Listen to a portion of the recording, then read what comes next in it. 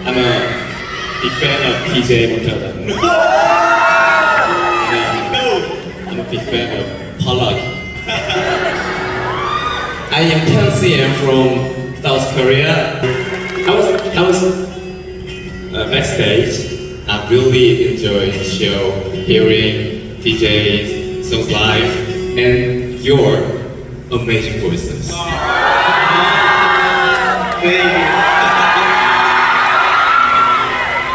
This guy's music, and I've been listening to him. Sabi ko naman sa inyo, laman ng playlist ko to sa 10cm. And he invited me over to his concert in Korea last month. But one of the latest songs of 10cm that I would love to hear is Sigurado Ako Alam Nyo To. Trending ko ngayon. Sino nanood ng Queen of Tears?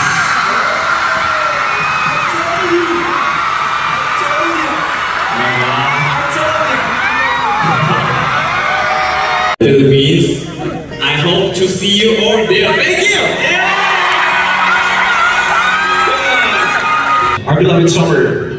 Sino na dito Our Beloved Summer? Yan. Siya kumanta ng theme song ng Our Beloved Summer, Hotel de Luna, Goblin, ano ba?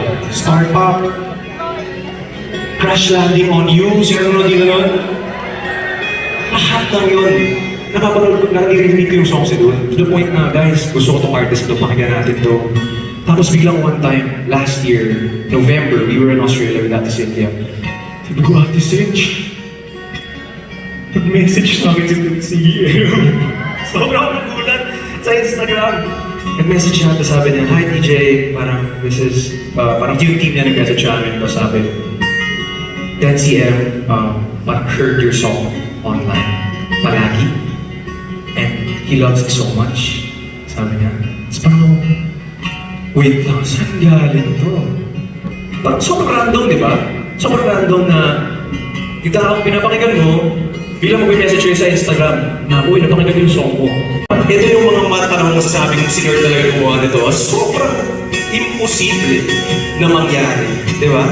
Eh, sobrang idol ko yun eh. Tapos ngayon, minessage ako, gusto niya kantahin yung kanta ko. Kinakanta ko yung kanta niya, ngayon gusto niya kantahin yung kanta ko. Di ba? So ladies and gentlemen, 10cm!